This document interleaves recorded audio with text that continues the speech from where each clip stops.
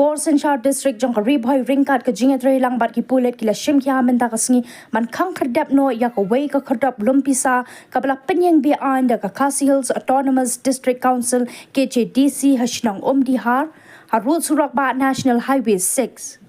kani ka khadap kelas dang man krong pisa ni ki kali ket marbam bat ki wei ki kali ki ba ya Lyngba ka te ka surang loong ba ka te ka khadap krong ka jana ka dei ka badang susdang penyeng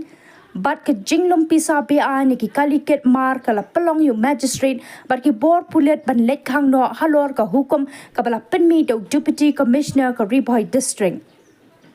kumban chupen kan mau haus nam arhajar pulai ru ki bor district kila depan khang no ya ka wei ka khodap krong ka jana jong ka KHADC ha ka ju ka jaka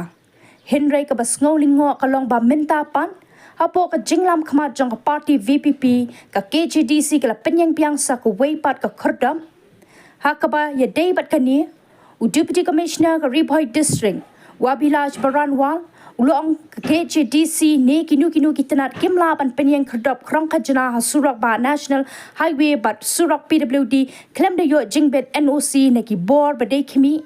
kumta halor ka te ka nongrim ki bor district kila shimkhia ban khangno ya ka te ka khardap ha Umdihar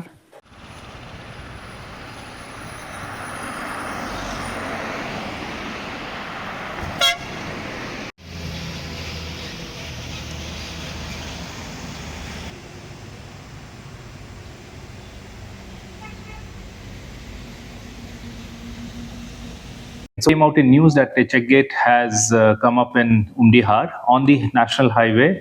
and apparently the check gate belongs to KHADC. However, as per the government rules, no check gate of any department can come up over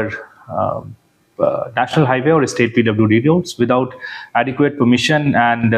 NOC from the competent authority. So that's why when we received complaints and since there was a news report, we had to close it down.